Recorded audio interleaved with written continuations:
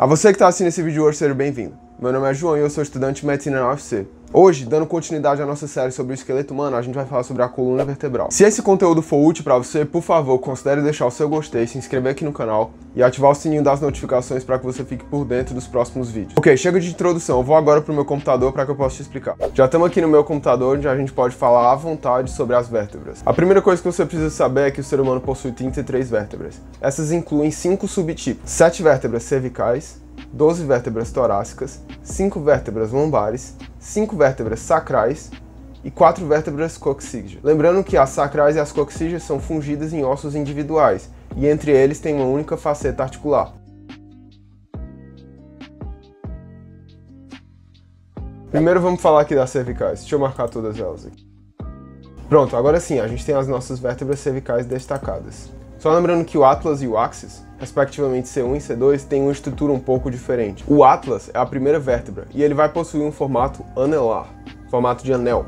Como ele vai se conectar superiormente com os côndilos occipitais do osso occipital, para que ele possa se conectar diretamente ao forame magno e permitir a passagem da medula espinhal, ele vai precisar ter um formato bem particular. E naturalmente as facetas articulares dessa vértebra vão ser bem diferentes. Além disso, a gente tem o Axis. O Axis é uma vértebra que eu considero a mais estranha, a mais esquisita do nosso corpo.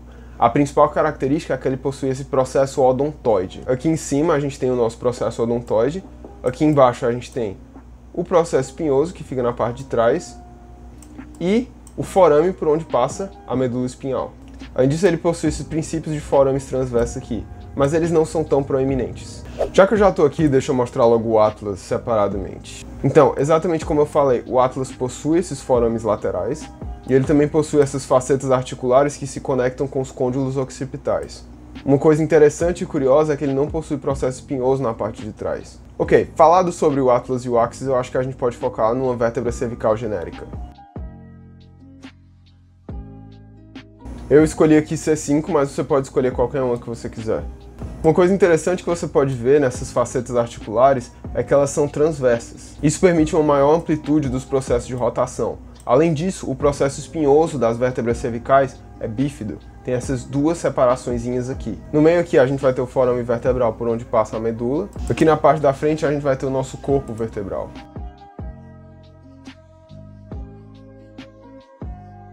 Ok, falado sobre as vértebras cervicais, a gente tem que falar sobre as nossas vértebras torácicas, só lembrando que a gente tem 12. Eu vou deixar só uma selecionada para que eu possa te mostrar essa com maiores detalhes.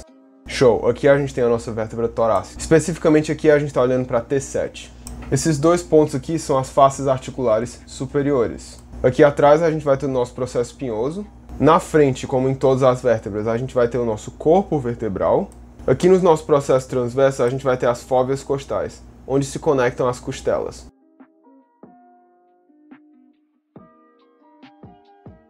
Ok, visto nossas vértebras torácicas, a gente tem que dar atenção para as lombares. Só lembrando que a gente tem 5. Aqui você pode ver que elas são parecidas com as vértebras torácicas. No entanto, tem algumas diferenças. A primeira, e mais evidente na minha opinião, é que ela é muito maior. O corpo vertebral dela é massivo. Além disso, o forame por onde passa a medula tem uma característica mais triangular, e ele é bem menor.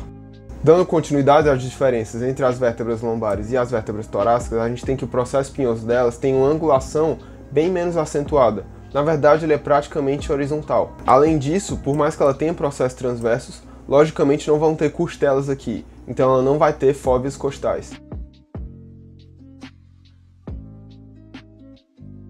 Além disso, a gente tem que falar sobre o sacro, já que a gente já falou sobre as vértebras lombares. O sacro é uma fusão entre 5 vértebras.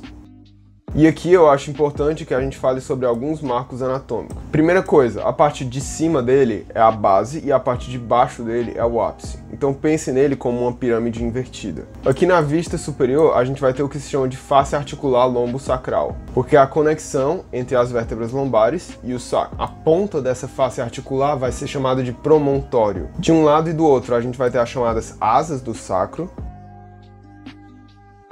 Nesses buraquinhos a gente vai encontrar os forames sacrais anteriores, e entre esses buraquinhos, embora não seja tão bom de ver aqui, a gente vai ter linhas. Essas linhas são chamadas de linhas transversais do sacro. Na parte posterior a gente vai ter a crista sacral mediana. Aqui em cima, do lado direito e do lado esquerdo, a gente vai ter as faces articulares para o processo articular superior, ou seja, o processo articular de L5.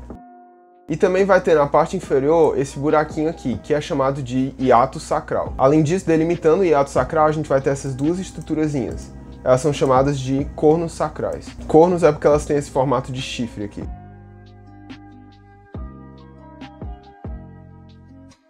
Para finalizar, a gente precisa falar sobre o cóccix. Mas aqui, ainda bem, não tem muito o que falar. É uma fusão entre as 4 últimas vértebras do corpo. E ele não tem grande função anatômica, mas é interessante saber que ele está lá.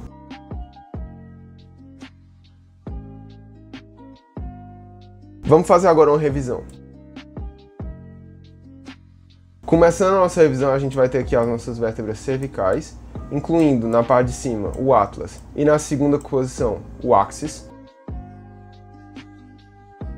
Aí a gente vai ter as nossas vértebras torácicas, vértebras lombares, o sacro e o cóccix. Bom, era isso que eu tinha pra falar sobre as vértebras hoje. Tchau, tchau.